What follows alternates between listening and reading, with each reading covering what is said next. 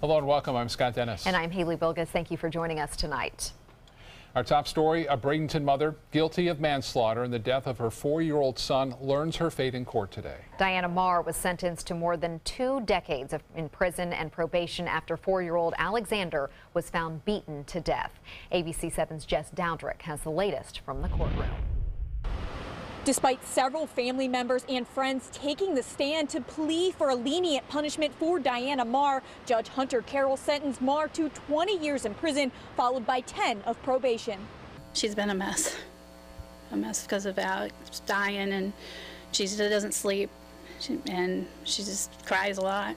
Diana Marr's mother, Carla Gray, was one of 4 loved ones to testify that Marr was a loving mother. She loved her children, and they loved her, and she played with her kids, and she enjoyed her kids and had a good time with her children. Asking for the judge's sympathy. We've lost enough already. I'm gonna lose my daughter too. Marr made her own plea to the judge, blaming her son's death on her boyfriend, Trevor Carterell, whom she lived with at the time. Alexander died in April of 2015, Marr says because Carterell beat him. Marr claims to have known nothing about it and woke up to find Alexander dead. I only wish I knew then what I know now. I would still have my family in my life, and that monster would be going to prison instead of the loving mother who did everything else she could, knowing what she knew at the time to protect her kids. But despite the pleas, Judge Carroll ordered the 20-year sentence.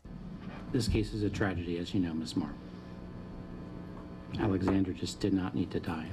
The prosecution was pushing for the maximum 30-year sentence, but says now that they're satisfied with the judge's decision. Everything may not have turned out as exactly as everybody may have foreseen, but we think this is at least some semblance of justice for Alexander for what happened to him. Marr's boyfriend, Trevor Carterell, was previously sentenced to 60 days in prison, found guilty of culpable negligence. He's scheduled to be released in April of 2018 on separate charges.